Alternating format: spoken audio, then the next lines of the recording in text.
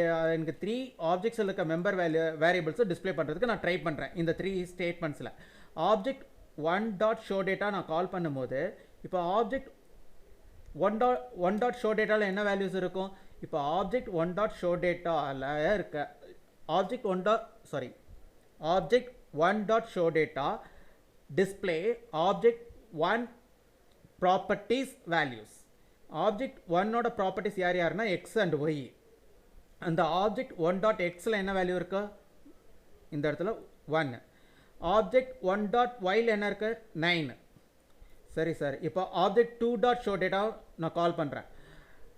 So இப்போ எனக்கு வந்துட்டு ஆப்ஜெக்ட் டூ டாட் ஷோ டேட்டாவை பொறுத்த வரைக்கும் according to object two dot show data object two dot எக்ஸில் என்ன வேல்யூ இருக்கும் அப்படின்னீங்கன்னா 2 இருக்கும்.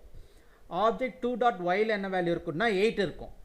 ஸோ நம்மளுக்கு அதில் முடிஞ்சிருச்சு. அப்போது here I am not pass any one values. இந்த இடத்துல நம்ம எந்த ஒரு வேல்யூவும் பாஸ் பண்ணாதனால object three dot show data has object 3.x value like junk, object 3.y value like junk.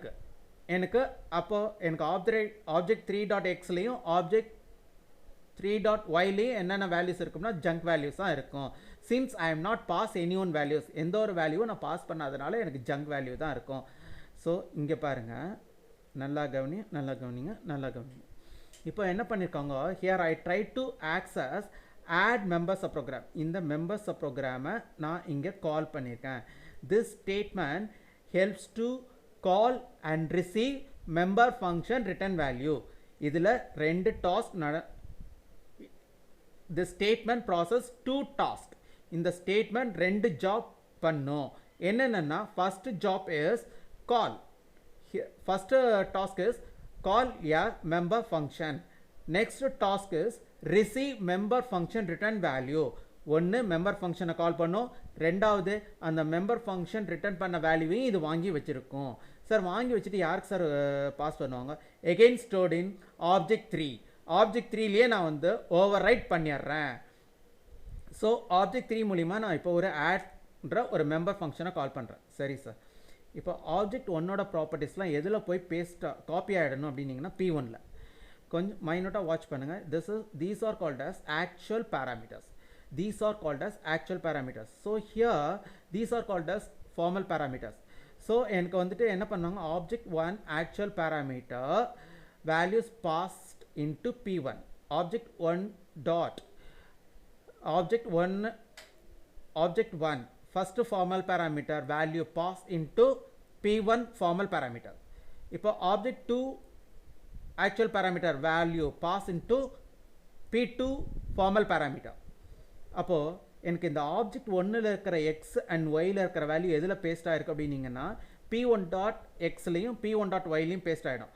இப்போ எனக்கு ஆப்ஜெக்ட் 2.xல இருக்கிற வேல்யூ ஆப்ஜெக்ட் 2.yல இருக்கிற வேல்யூ எதில் பேஸ்ட் ஆகும் அப்படின்னீங்கன்னா P2.x and P2.yல பேஸ்ட் ஆகிடும்.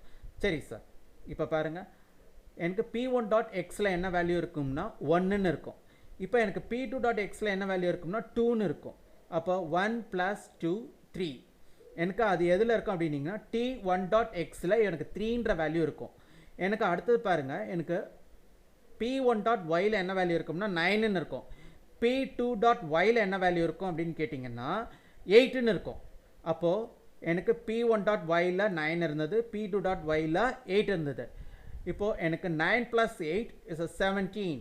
அது எதில் இருக்கும்? எனக்கு T1.yல எனக்கு 17 இருக்கும். இப்போது still till T1 object properties like x and y. T1ல இருக்கிற xல 3ன்னு இருக்குது, T1ல இருக்கிற yல 17 இருக்குது. அப்போது இதை தான் நான் ரிட்டர்ன் பண்ணுறேன். இப்போ இந்த வேல்யூவை T1 ஆப்ஜெக்டை நான் யூசர் டிஃபைன் டேட்டா டைப்புக்கு ரிட்டர்ன் பண்ணுறேன். அப்போ ரிட்டர்ன் பண்ணும்போது பார்த்தீங்கன்னா this statement I already told you, this statement call member function. எது கால் பண்ணுதோ அதே தான் அது ரிட்டர்ன் பண்ணுற வேல்யூ ரிசீவ் பண்ணும். இந்த ரிசீவ் பண்ண வேல்யூ என்னென்னா T1. இந்த ஆப்ஜெக்டை அப்படியே கொண்டு போய் எதில் பேஸ்ட் பண்ணி விட்றோம்? ஆப்ஜெக்ட் 3ல. ஏற்கனவே இந்த இடத்தை பொறுத்த வரைக்கும் பாருங்கள், ஆப்ஜெக்ட் 3.xல ஜங்க் வேல்யூ இருந்தது, ஆப்ஜெக்ட் 3.yல ஜங்க் வேல்யூ இருந்தது. ஆனால் இப்போ பேஸ்ட் பண்ணதுக்கப்புறம் again I try to access show data member procedure. Again I try to call show data member procedure. Show டேட்டாங்கிற ஒரு மெம்பர் ப்ரொசீஜர் திருப்பி கால் பண்ணியிருக்கேன். அப்போ கால் பண்ணும்போது பார்த்தீங்கன்னா இந்த இடம் பாருங்கள், திருப்பி எனக்கு வந்துட்டு so here again display object 3 dot எக்ஸில் என்ன தெரியுமா வேல்யூ இருக்கும், இப்போது எனக்கு 3ன்னு இருக்கும்.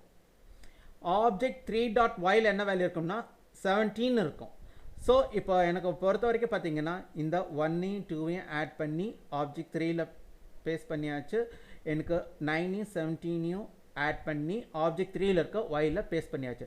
So these outputs are display by show data member procedure using object 3. Object 3 பயன்படுத்தி நான் வந்து டிஸ்பிளே பண்ணுறேன் அதோட ப்ராப்பர்ட்டிஸை. இப்போது நான் here I try to close special sub program like main, ஒரு மெயினுங்கிறத க்ளோஸ் பண்ணியிருக்கேன். இப்போது சார் எனக்கு அவுட்புட் ஒரு தடவை எது ஃபஸ்ட் அவுட்புட் எது செகண்ட் அவுட்புட்னு சொல்லிடுங்களேன் அப்படின்னீங்கன்னா, first output is overload constructor from this one. Second output is also rise by this object, again overload constructor. Third output is default constructor. Fourth output is 1,9. எனக்கு fifth output is 2,8. Sixth output is junk, junk. Seventh output is 3,17. So இது நம்மளுக்கு மொத்தம் 7 output rice ஆகிருக்கணும். இங்கே பாருங்கள் இப்போது so இந்த இடத்த பொறுத்த வரைக்கும் sorry okay according to this இப்போ நம்மளுக்கு பாருங்கள் இங்கே 7 அவுட்புட்ஸ் இருக்குது. திஸ் அவுட்புட் ரைஸ் ஃப்ரம் நம்மளுக்கு என்ன சொல்லியிருக்காங்க, this output rice from first output. இப்போது சார் இதில் வந்துட்டு நம்ம இப்போ தான் நம்ம வந்து டைப் பண்ணினோம். என்ன டைப் பண்ணினோம், ஓவர்லோட் கன்ஸ்ட்ரக்டர் வந்து இப்போ தான் ஜஸ்ட் நவ் நம்ம வெரிஃபிகேஷனுக்காக நம்ம டைப் பண்ணது. அப்போது இங்கே வந்து எத்தனை தடவை ரைஸ் ஆகிருக்கோம், 2 டைம்ஸ் ஓவர்லோட் கன்ஸ்ட்ரக்டர்னு வந்திருக்கும். அதுக்கப்புறம் டிஃபால்ட் கன்ஸ்ட்ரக்டர்னு வந்திருக்கும். அதுக்கப்புறம் நம்மளுக்கு என்னென்னு வந்திருக்கும். ஸோ நம்மளுக்கு இங்கே வந்துட்டு these outputs are first 3 outputs are rise from object, rest of 3 outputs are rise from show data. Sir இங்கே ஒரு டிஃபால்ட் கன்ஸ்ட்ரக்டர் வருது, இது எங்கேருந்து சார் வருது அப்படின்னீங்கன்னா, this default constructor output rise from T1. நல்லா பாருங்க, இந்த object is also called default constructor. ஏன்னா இந்த ஆப்ஜெக்ட்லேயும் எந்த ஒரு வேல்யூவும் நம்ம பாஸ் பண்ணலை. அப்போ இதுவும் ஒரு தடவை டிஃபால்ட் கன்ஸ்ட்ரக்டர் கால் பண்ணியிருக்குமா. ஸோ இந்த இடத்துலையும் நம்ம வந்துட்டு ஒரு டிஃபால்ட் கன்ஸ்ட்ரக்டர் கால் ஆகிருக்கோம். அப்போது the T1 object default constructor displayed here. இந்த இடத்துல வர T1 this default constructor output display from T1 object. இந்த டிஃபால்ட் கன்ஸ்ட்ரக்டருங்கிற அவுட்புட் எதுலேருந்து வந்ததுன்னா T1 object. The T1 object found in local storage class. இந்த ஸ்டோரேஜ் கிளாஸுக்குள்ளார இருக்குது அப்படின்னு சொல்லிட்டாங்க. ஸோ அதுக்கப்புறம் பாருங்கள், இப்போ நம்ம வந்து டிஃபால்ட் கன்ஸ்ட்ரக்டர் எங்கேருந்து ப்ராசஸ் ஆகுதுன்னு தெரிஞ்சிருச்சு. Last output 3,17. This output display from object 3 dot show data. இதுலேருந்து ப்ராசஸ் ஆகுது. அப்போ நம்மளுக்கு மொத்தம் எத்தனை அவுட்புட், 8 அவுட்புட்ஸ். Array clear. நம்மளுக்கு வந்து தீஸ் அவுட்புட்ஸ் ஆர் இப்போ நமக்கு இங்கே வேணால் எழுதிக்குவோம் நம்மளுக்கு வெரிஃபிகேஷனுக்காக. ரைஸ் ஃப்ரம் ஆப்ஜெக்ட் 1 ரைட்டா, output rise from object 1. This output rise from object 2. This output rise from object 3. This output rise from object 1 dot show data. This output rise from object 2 dot show data. This output rise from, excuse me, என்னம்மா சொல்றீங்க.